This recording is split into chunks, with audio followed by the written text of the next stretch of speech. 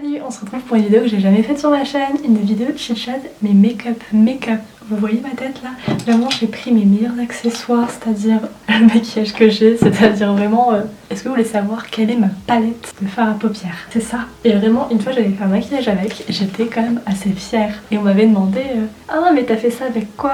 Tu t'as mis quoi sur tes yeux? Tout ça. Et quand j'ai dû dire à la personne que c'était une palette que j'avais payé 10 € sur Amazon, j'avais l'air un peu fine, hein, vraiment j'avais l'air...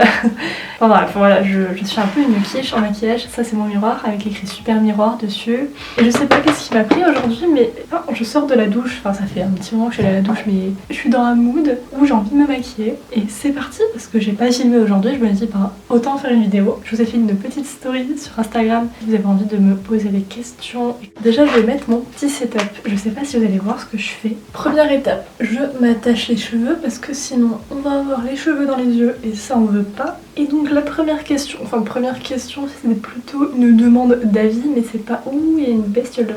C'est par rapport à Disney+. Donc c'est vrai qu'en ce moment, tout le monde en parle, hein, clairement ça a été la folie. Je sais pas, j'ai l'impression que tout le monde a Disney+, que tout le monde fait que ça, que regarde tous les trucs. Et clairement, c'est un truc où je vais pas mettre mon argent. Enfin je dis ça maintenant, hein, peut-être que je vais vite changer d'avis, mais pour l'instant, c'est pas du tout au programme ou sur mes sourcils. Première étape, je vais faire mes sourcils avec ça, c'est un truc de Benefit. Et sans déconner, je l'ai depuis vraiment, je pense au moins 3 ans et je l'ai pas fini. Je sais pas, mais ce produit est magique, il coûte une blinde, mais il tient très longtemps. Reprenons l'histoire sur Disney+. Mon avis est, je trouve ça chouette, mais c'est vrai que je suis pas une grande fan de Disney, enfin je suis pas spécialement fan pour tout ce qui est film. Après je vous avoue que les Marvel c'est quand même très tentant, mais c'est vrai que moi j'ai l'abonnement Canal+, et qu'il y a pas mal de films déjà qui sont en rediffusion, il y avait Deadpool etc sur Canal+, donc je ressens pas forcément le besoin d'avoir une plateforme en plus. Et par rapport aux séries, pareil j'avais Canal+, donc j'avais Disney Channel avant et je ressens pas le besoin de revoir ces séries. Enfin, c'est des séries que j'ai adorées dans mon enfance, mais de les revoir maintenant, je sais pas, ça me tente que moyennement. Là vous voyez je vais combler le trou dans mon sourcil parce que, je sais pas si ça se voit beaucoup, mais j'ai un trou dans mon sourcil parce que plus jeune, intelligente comme je suis, je me suis épilé le milieu du sourcil.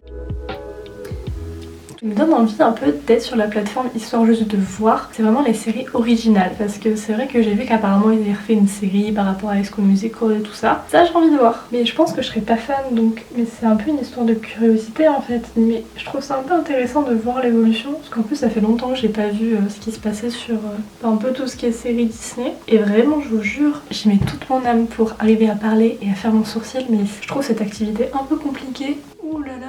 Non c'est bon, j'arrive à le faire je pense. Est-ce que vous allez voir ce que j'ai fait? Genre là, j'ai fait un trait énorme, c'est immonde. C'est pas un tuto make-up, hein, vraiment pas. Je pense que je peux conclure sur le fait que totalement ça ne m'intéresse pas. Mais en vrai je peux comprendre l'engouement parce qu'il y a l'air d'avoir vraiment beaucoup de films et de séries dessus. Et que je pense que peut-être dans quelques années, quand il y aura des nouvelles séries dessus, originales, ça m'intéressera peut-être. Et pour l'instant vraiment, j'ai pas envie de payer. Vraiment je crois que je paye aucun abonnement d'ailleurs. Alors maintenant la petite technique, c'est d'utiliser ce pinceau qui est totalement pas droit, hein, qu'on se le dise. Alors maintenant que j'ai fait mes sourcils, comment vous dire que je ne sais pas quoi faire. Alors vraiment là d'habitude c'est l'étape où je m'arrête. Hein. Je pense qu'on va partir sur déjà un peu de highlighter parce que vraiment ma grosse vie de briller. Et je vais aller voir les autres questions d'ailleurs aussi parce que je parle mais je parle pas pour les bonnes choses. On me demande de parler de mes études. Justement je voulais en parler, hein. C'est bien fun comme sujet parce que en ce moment mes études on est un peu sur un point mort. Vraiment j'ai l'impression de pas être en études actuellement, c'est très problématique. Alors pourtant ce matin j'ai fait mes devoirs, chose qui arrive pas tout le temps d'ailleurs, mais j'ai fait mes devoirs. Ouh, j'ai fait tomber le highlighter par terre. Pour ma défense, regardez la tête de mon highlighter, il est brisé en mille. Il est brisé en mille, mais c'est parce qu'il est tombé en fait et...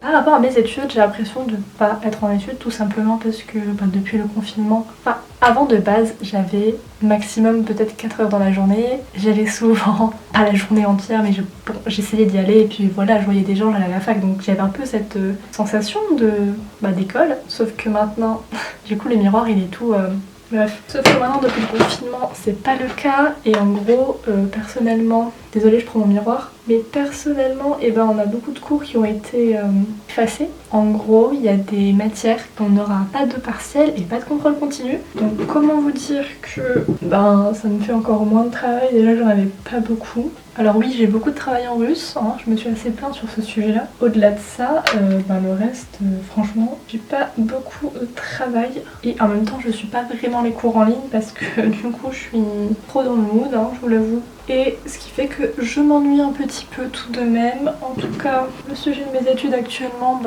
franchement, même moi je sais pas où je vais. Techniquement dans ma tête j'essaye de valider mon année et d'aller en L2 hein, voilà. Après je suis même pas sûre de ça. Donc vraiment c'est un peu on va voir où ça nous mène. Sujet du stress et de l'anxiété. Alors on connaît ça, c'est tout moi. C'est vraiment le stress, c'est tout moi. Et d'ailleurs je voulais en parler à un moment dans un vlog et j'ai coupé le passage où j'ai pas publié le vlog. Je ne sais plus pourquoi d'ailleurs. Mais ce que je voulais dire c'est qu'en gros j'ai un problème de stress par rapport au temps. C'est-à-dire que j'ai besoin d'avoir des plages horaires mais d'une immensité infinie. C'est-à-dire que vraiment je me souviens la première fois que j'ai pris l'avion j'avais 6 heures d'avance. 6 heures c'est énorme. Ensuite quand je fais du sport, bon je sais que je dépasse mais dans ma tête je me dis limite il me faut un créneau de 3 heures alors que fondamentalement parlant ma séance elle dure 35 minutes et je me dis non mais il faut que tu aies le temps de faire ta pause, de prendre ton snack, de te laver, de faire les étirements et vu que je vais pas être stressée je prends hyper large et je me dis il me faut 3 heures pour faire mon sport alors que ma séance dure 30 minutes. Vraiment je suis dans les extrêmes pour tout, pour téléphoner je stresse, pour remplir un papier je stresse pour littéralement tout. S'il y a une chose je pense qui représente bien mon stress ou je sais pas comment appeler ça mais c'est que le soir ou le matin je peux pas commencer ma journée ou la finir sans faire une to-do list ou planifier ma journée. C'est pas une histoire de me lever et de me sentir organisée et tout, c'est un besoin.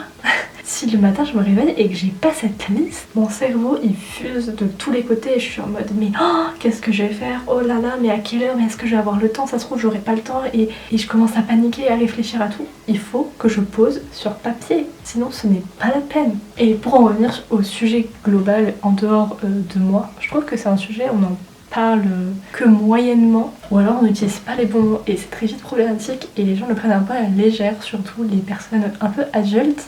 Ça je pense que les gens ils ont encore du mal à adapter le fait que santé mentale c'est aussi important que la santé physique hein, tout simplement. Si vous voulez un petit tips, vraiment c'est pas ouf mais ce que je fais en tout cas moi c'est le soir quand j'ai du mal à dormir ou quoi parce que peut-être cerveau aime bien penser, ce que je fais c'est que je mets de la musique et plus précisément l'album de Clairo. Vraiment c'est l'album qui m'apaise de ouf et je me rends compte que j'ai totalement je parle mais je fais pas de make-up.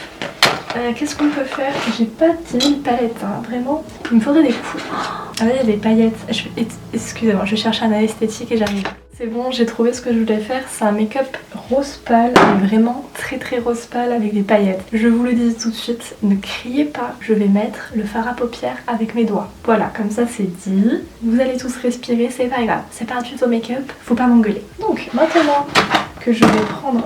Mais regardez, il y a vraiment 10 000 couleurs, hein. C'est vraiment le meilleur achat de ma vie. Le prochain sujet, c'est la pression de la réussite. Je sais pas si on peut dire que je le ressens réellement, parce que je le ressens, mais ça va. C'est un peu par pic, hein, clairement. Mais je trouve, c'est surtout en fait la finalité des choses qui me pose problème. C'est-à-dire que tu vas te lancer dans quelque chose, par exemple une licence d'anglais, bon comme moi. Et en fait c'est surtout la pression de se dire mais en fait est-ce que ça me sert à quelque chose? Qu'est-ce que c'est la finalité? Est-ce que ça va m'aider à trouver un travail? Est-ce que ce travail je vais l'aimer? En fait à chaque fois on pense à la fin et on pense pas au moment présent de juste se dire j'ai envie d'étudier ça, j'aime bien ça et je verrai bien où ça mène, tu vois. Quand tu te lances dans un truc comme ça, surtout au début de tes études, tu sais pas. Et c'est très bizarre parce que ça c'est vraiment un domaine où tu te dis mais un jour une vidéo clé, le lendemain plus personne te regarde et plus personne aime tes vidéos en fait et on t'oublie littéralement hein, en un clic. Et le truc c'est que je pense que ça commence très très tôt, surtout avec le système des notes à l'école, tout ça. Et c'est un truc qui m'avait marqué quand j'étais allée en Angleterre, mais c'est que là-bas, en tout cas là où j'étais, les enfants ils avaient un système de... au-delà du système de notation, ils avaient un système avec des rewards, des médailles, tout ça, des petites gommettes, des petits points et ils avaient des sortes de paliers même, c'est-à-dire qu'à la fin de l'année, ils se battaient un peu, déjà ils avaient un classement blanc et ils avaient des sortes de bronze, argent et or en fonction de leurs points et je trouvais ça ouf de se dire que... Et vraiment ça commençait, c'était une école maternelle primaire, hein, donc vraiment ça commence très tôt et de leur mettre la pression pour qu'ils lisent des trucs là, des pages et tout, je me dis mais c'est ouf. C'est pour ça que vraiment je trouve ça... je sais pas, je trouve ça hyper anxiogène et en plus la pression ça lie pas forcément à la réussite, hein. Ça peut lier. Il y a des gens qui travaillent beaucoup mieux sous pression mais c'est pas non plus forcément une bonne chose pour ton équilibre, pour votre équilibre mental quoi. Je devais dire un truc là-dessus vraiment, c'est de... Je pense qu'il faut essayer de se dire qu'on fait les choses pour nous et même si c'est compliqué, qu'on veut toujours faire ce que nos parents veulent qu'on fasse ou nos amis, de plaire un peu et de faire un truc qui a l'air un peu sécurité.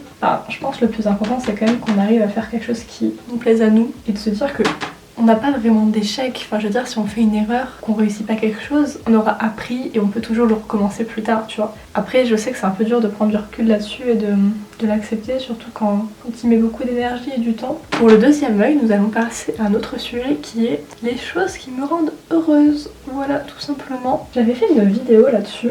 Je sais pas si elle est encore sur ma chaîne. Première chose qui me rend trop heureuse, les animaux. Alors là, vraiment, les animaux, ça c'est une certitude. Quand je vois un animal, je crie, je hurle. Enfin, vraiment, c'est insupportable. En tout cas, les animaux, ma grosse vie. Après, évidemment, je pense que vous l'aurez compris, hein, j'en parle pendant 6 ans à chaque vidéo.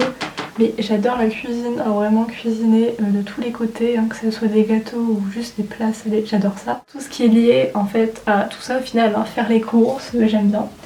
Après il y a des choses vraiment toutes bêtes, hein, mais je suis très nature, c'est-à-dire que s'il y a du soleil ou une belle forêt, je peux faire une petite balade dans un lac, près d'un lac, voilà, enfin vraiment, des choses vraiment toutes bêtes qui me rendent hyper heureuse, mais du style marcher des soirs d'été ou un matin d'été où il fait hyper bon, ça me rend heureuse.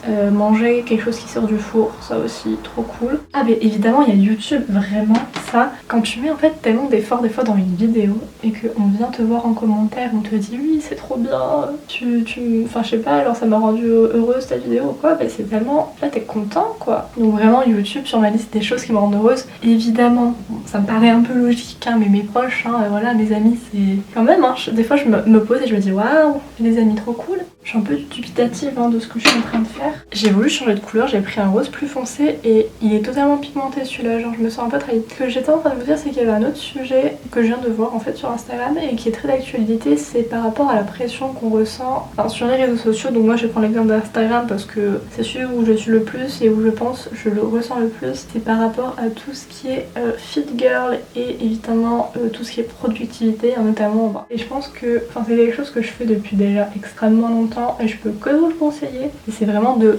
prendre vos abonnements un jour et de regarder le profil de la personne et de vous dire est-ce qu'elle m'apporte quelque chose, parce que ça peut être quelqu'un que vous aimez mais si les 3/4 de ses stories c'est des choses qui vous font sentir mal. Et il y a autre chose aussi et ça c'est quelque chose que je fais et je sais qu'il y a des gens qui le comprennent pas et des gens qui vont juste se fâcher entre eux pour ça, mais vraiment moi même si c'est des amis dans ma vie, genre des vrais amis que je connais, pour moi postent des choses dérangeantes, par exemple je sais pas, ton amie Jacqueline là qui fait tout le temps sa selfie après sa séance de sport tous les jours en mode waouh j'ai fait 45 minutes de cardio, c'était génial. Et désolé mais je vais peut-être t'unfollow madame, et même si on est potes dans la vraie vie, je t'unfollow. Et je pense que ça les gens ils ont du mal. Même si voilà les réseaux sociaux c'est pas le truc où il faut passer la journée, il y a extrêmement aussi de points positifs, que ce soit des rencontres, des gens qui partagent leur art ou des choses positives, des conseils ou quoi. Donc vraiment un jour, posez-vous, regardez vos abonnements, vous enlevez tout ce qui est négatif, vous voyez si vous voulez vous abonner à des nouveaux comptes positifs ou quoi. Si on pense que justement on parlait aussi des fit girls, pour moi les fit girls c'est assez mitigé, c'est-à-dire qu'évidemment c'est culpabilisant, c'est très problématique parce que c'est des personnes qui vont faire du sport et qui ont une sorte de programme etc, et que je pense que quand c'est bien fait dans des bonnes conditions, que ça ne met pas leur danger en fait en santé et qui n'incitent pas la moitié de la population à faire comme elles, je trouve ça bien parce que ça peut motiver justement des gens, parce qu'il y a des gens justement qui ont besoin de motivation et de voir d'autres personnes faire du sport pour en faire. Dans ce cas-là, je me dis, soit vous suivez pas les fit girls et comme ça vous voyez pas leur contenu vu que ça vous intéresse pas, et comme ça le problème est réglé et les personnes ça intéresse, ils les suivront. Après évidemment je pense que c'est très délicat d'être un peu dans le milieu de la fitness, de la nutrition actuellement, parce que même en général, parce que des fois tu vas dire des choses qui vont te convenir à toi parce que tu veux les partager, parce qu'on t'a posé des questions, Mais en même temps, tout ça, quand t'as une communauté, ça peut très vite culpabilisant pour d'autres personnes ou blesser des gens. Donc il faut vraiment faire attention avec son contenu. C'est pour ça que vraiment essayer de personnaliser au max en fait ce que vous regardez clairement, parce que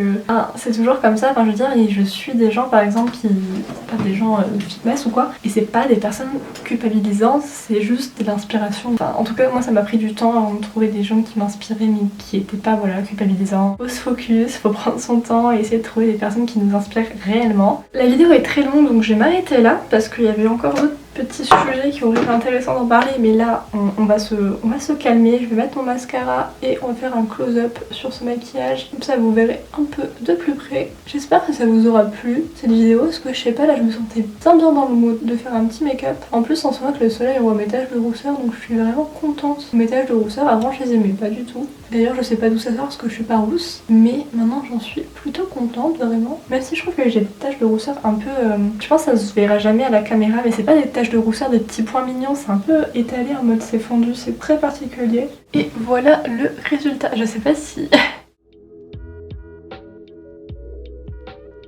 En tout cas merci d'avoir suivi la vidéo, j'espère que ça vous aura plu et puis je vous dis à la prochaine pour une nouvelle vidéo. Ciao!